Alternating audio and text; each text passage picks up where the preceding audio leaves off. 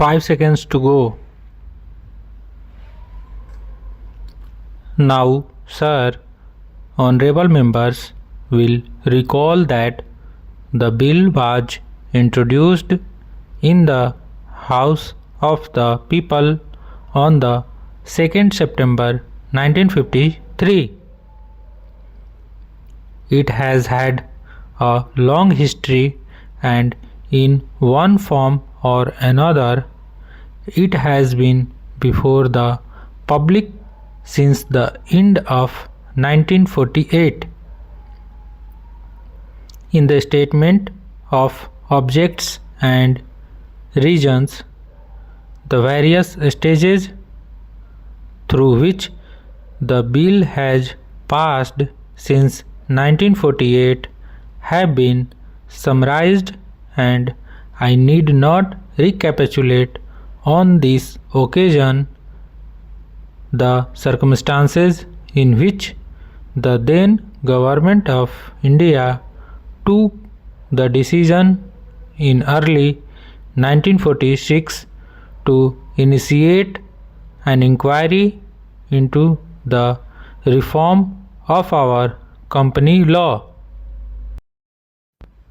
I would remind honorable members that between 1946 and 1948, the entire field of company law was carefully reviewed by two distinguished company lawyers who were appointed to recommend the broad lines on which the present Act should be revised.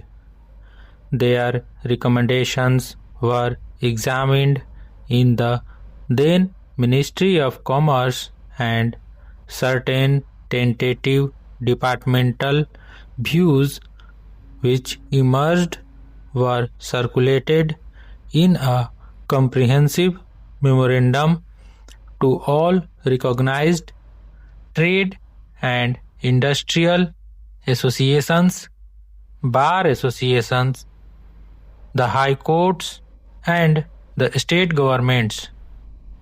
That brought us to the end of 1949. Many representations on this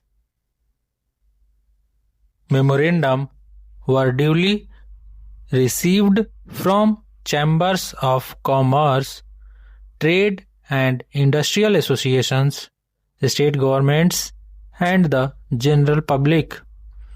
At the end of 1950, the Government of India appointed a committee under the chairmanship of Sri Bhabha to go into the entire question of the revision of the Companies Act with particular reference to its bearing on the development of trade and industry in this country.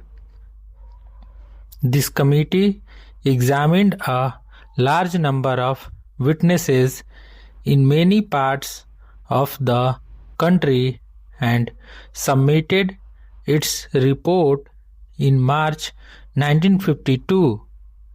This report again was circulated to all state governments, chambers of commerce, trade associations, high courts, and many other bodies. At the same time, a special officer was appointed in the Department of Economic Affairs, Ministry of Finance, to examine the report in the light of the views received from the interested public and to submit proposals to the government for the revision of the present Act. The bill now before the House is based largely on the recommendations of the company law. committee modified in a few particulars. Honorable members will notice that so far as public relations go, the bill has covered adequate ground. In a measure like the Companies Bill, however, which covers the entire field of the operation of joint stock companies, the limits of consultation and discussion can never be exhausted, and I would like to inform honorable members that although the bill was introduced in Parliament over 7 months ago, our officers have been engaged throughout this period in further studies and informal discussions with the interests concerned, and on occasions I have also participated in such discussions. I have also given some further thought to some of the issues arising out of the bill, and I propose at the appropriate stage to bring before the select committee any changes in the provisions of the bill which seems to me to be worthy of consideration in the light of this further examination. No honorable members will have noticed that the bill contains 6 clauses and 12 schedules. I think it is probably one of the longest legislative measures in recent legislative history, but its size might be regarded as misleading unless I make a few comments. The bill is both, one must remember, a consolidating and amending measure. As mentioned in the statement of objects and reasons, this is the first opportunity which has occurred since 1923 for the consolidation of the Companies Act. Advantage has been taken of this opportunity to redraft several long and complicated sections in the present Act which have been split up into a large number of clauses. This is the largest single factor accountable for the increase in the number of clauses in the bill.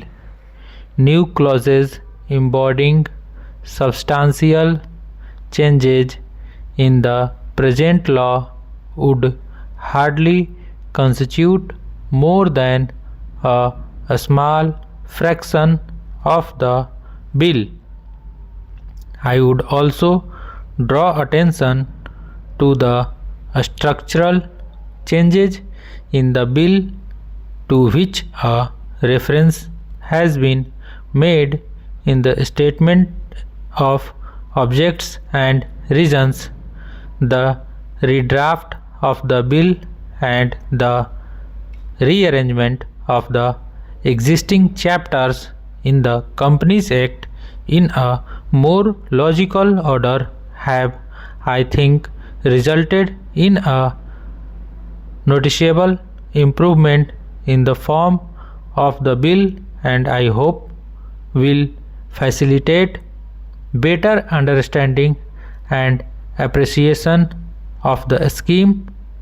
I wish that the Act, which came into effect long ago, was implementing it, but unfortunately His colleagues at the state level are disappointing him. Unfortunately, no steps have been taken for trimming or toning up the administration at the state level and at the district level. They have to be taken immediately. Full stop.